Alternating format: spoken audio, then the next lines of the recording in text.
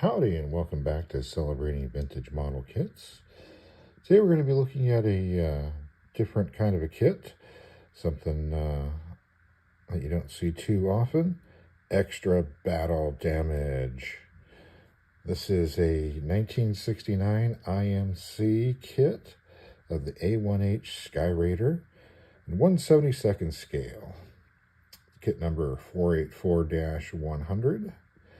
IMC was a short-time producer of kits. The IMC stood for Industrial Motive Corporation. They were a Michigan-based company in Troy, Michigan. They made a lot of automotive kits. They started around 1963 and folded up somewhere in the early 70s, possibly 74.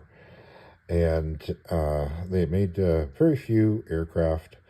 Like I said, it was almost all race cars, trucks, automotive stuff. But they did make a series of these battle-damaged aircraft, and they also made a couple of small private jets, like a Gates Learjet. If you want a good history on IMC, Max over at Max's Models has got a short video about the history of IMC. Looks like they got themselves into a bit of trouble with Monogram. This particular kit and also one of the F-105 Thunder Chief, apparently Monogram thought that they had ripped off their kit and sued them, and IMC kind of stuck their head in the sand and didn't respond to a lot of the legal things that were being sent to them, and ended up having a judgment against them. So they appealed it and lost the appeal as well, and had to pay some court fees and stuff like that. So that happens to kind of coincide with the ending of IMC, and whether or not those two, had a direct relationship or not, is unclear. But IMC's molds ended up getting purchased by testers, who had also acquired Hawk, and then those were, then acquired by ultimately by Round 2, and they also acquired Lindbergh somewhere in there. So some of these IMC molds ended up showing up as Lindbergh kits and as Hawk kits as well. The battle damaged series, they produced a few other aircraft in that series, and we'll talk about those at the end of the video. But let's take a look at this kit in particular. So you've got long box here with the battle damage being very prominently highlighted here. You've got artwork of the aircraft with the battle damage on it, and part of their 72nd scale combat group. And we got the IMC logo on the side. On one side here, you've got the official government camouflage colors. So you've got these on the side here to help you with painting guides. Don't know if these are actual FS numbers or not. They may be. But they're suggesting you cut out and save these for future use. On the other side, you've got a listing of the other battle-damaged aircraft in the series: an RF-4B, a Super Sabre, and an F-105. They did do some other aircraft, which we'll talk about later. And then on the end here, you got the full name, Troy, Michigan. The kit number, 484-100. So 100 typically meant that it was a suggested retail price of $1. And you got a nice profile of the cover aircraft. And you got similar on this end as well. Nothing on the bottom. Let's see what we got inside. So we've got a set of instructions. There's the profile again. Some information about Skyraider. Warnings, basically how to put your model together. Industrial Motive Corporation, Troy, Michigan again. And this is a 2-step instruction sheet, throwing it all together. So, you got an exploded view, and then call outs on how to do your assembly. Information on how to do the battle damage area, how to paint that, and showing you that you can assemble it in stock or battle damage, showing you the 2 pieces. So if it's got an S, that means it's a stock. Yeah, looks like you get battle damage tailpiece and a fuselage. Then the second part is putting on the landing gear and the ordnance. Yeah, looks like you get a stand. And on the back, you've got a painting guide. I tried to decipher how this painting guide was working, because you've got the different markings on here that represent this Navy, which is a gray aircraft, but you got this camouflage. You got some other markings on here, which are for Republic of Vietnam Air Force aircraft, and some difficult to follow along instructions on there for how to paint. Information about how to apply decals, and then there's the box art for the 3 other aircraft that were mentioned on the side. So that's your instructions, not much to them. And here's what's left of the decals. Little bits of it inside the box as well too. These did not fare well over time. So fortunately I was able to kind of decipher what these were supposed to have been. And the one that's on the box here, which is the majority of the sheet it looks like, is for a VA-152 A-1H with the U.S. Navy. VA-152 is known as the Friendlies. They flew off the Oriskany, which was a CVA-34 USS Oriskany from 26 May to 16 November 66.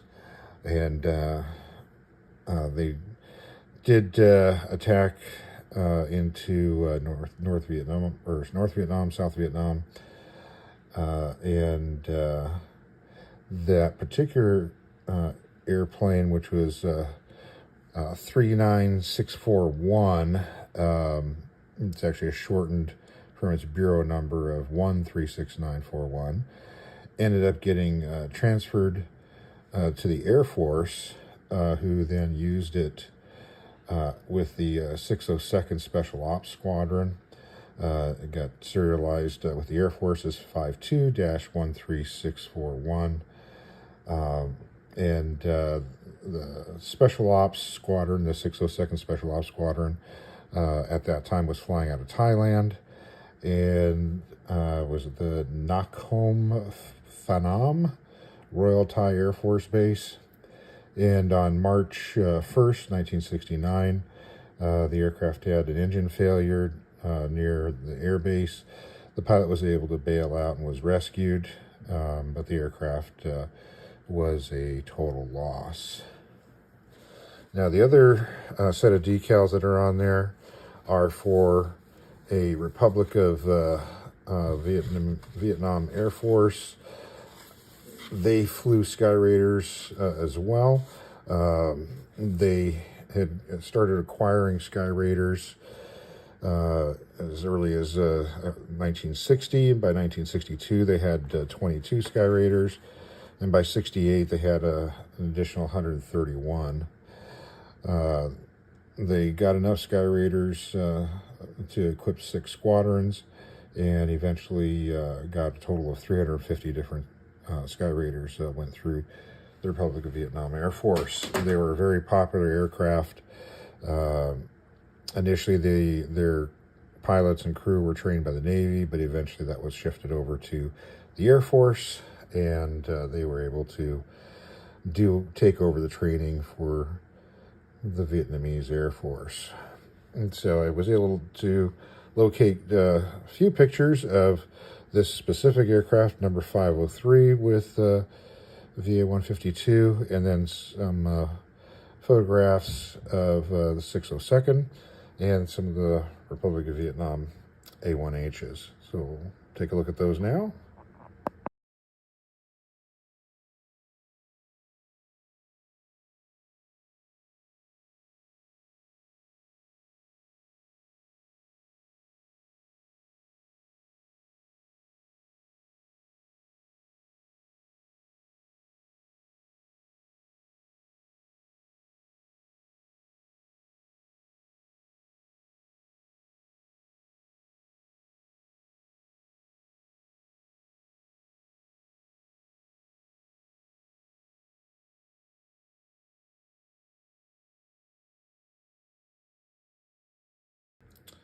All right, now let's take a look a little bit more at the kit itself.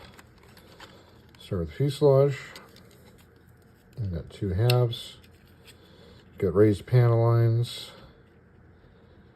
A little bit of rivet detail. Fit's not too bad. Got some of the antennas sticking out. Do have a molded on tail hook. And exhaust stubs are sticking out here. Now, what is different about this versus the monogram kit is that this is for an A-1H, and the monogram, I believe, was an A-1E, which was the 4-seat one. So they changed this area on the kit itself. But other than that, it looks very, very similar in the photographs to what the monogram kit was. So there's that. And then let's look at the battle damage. So here you've got your battle damage piece. Got chunks blown out of it here. Some dents. Fit of the battle damaged half doesn't seem to be quite as good as the other half. But that's what that looks like. I'll take a look at the wings. The way this wing is done is almost identical to the monogram kit. So I can see why they were a little upset about that. And you've got these molded on hard points. No center line. It's a little soft. Here's the top of the wing. See where the wing fold is represented there. You got molded on cannons. And fits okay. Not too bad. Here's the other half.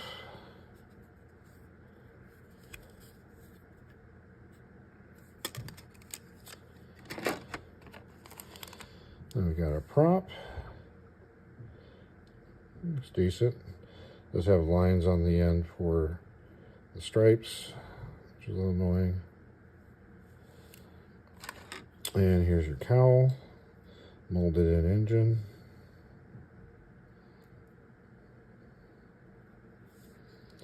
Cowl flaps are just represented by some raised lines.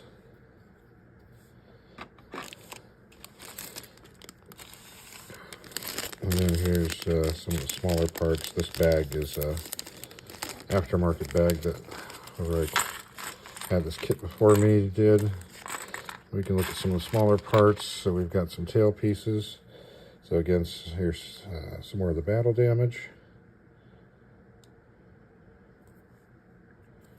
And a standard tail piece.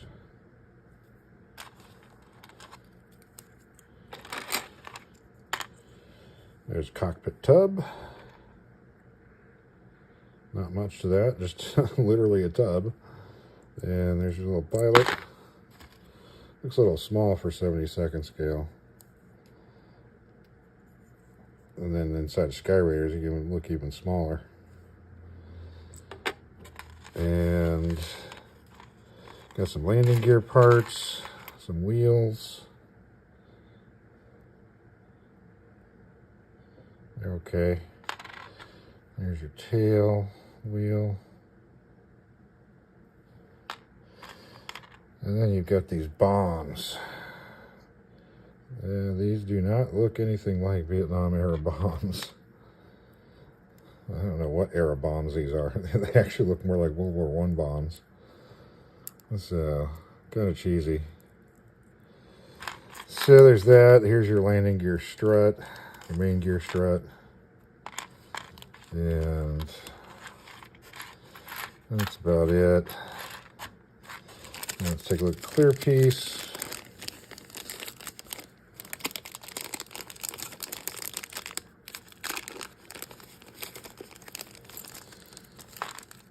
So here is the stand. This little triangle delta here. Lightning bolt for the vertical part. There's your canopy.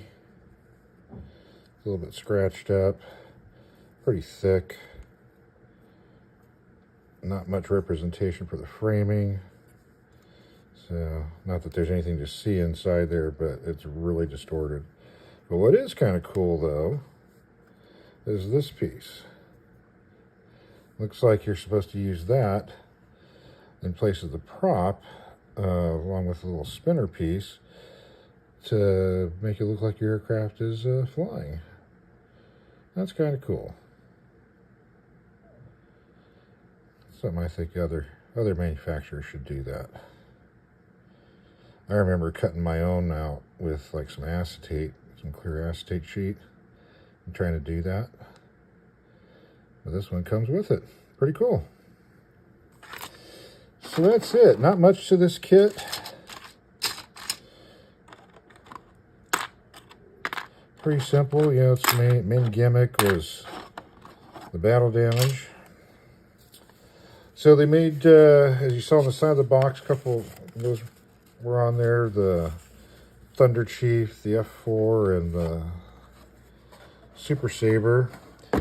They also made an A-4E Skyhawk and a MiG-21. Max, on his video, pointed out that all the American aircraft were limping home, but the Russian aircraft, the pilot was ejecting and there was flames coming out the back. So I guess the American planes are built strong enough to fly home even with battle damage. But the Skyraider and the Thunder Chief were both part of that monogrammed lawsuit, and they never got reissued again. So I'm guessing probably having to do with the lawsuit itself. If that's a copy of the kit, you can't issue that kit anymore. But the others, the other four, have been reissued by Lindbergh a few times. The Skyhawk, the Phantom, the Super Sabre, and the MiG-21. And more recently, they've been reboxed in pairs, so you can get the Super Sabre and the MiG-21 together, and the A4 and the F4 together as well. And one of the recent issues has got some of the original artwork from IMC, so that's kind of neat. So, sorry, got a little technical problem here. So that's about it. Kind of a unique type of a kit. You don't see something like this too often. You don't see these kits too often either, because they were only out for a short period of time. And you can get the reissues, though, if you want to take a stab at doing some of these battle damage ones. So if you have built one of these, definitely let us know about it in the comments. If you've got the built-up one, I'd like to see what these look like when they're built up. So if you do have a built-up one, take some pictures, send it in. We can also include that in the viewer build video that we're trying to put together. So I think that's about it. Not much else to say. So hope you have yourself a great rest of your day, and thanks for watching.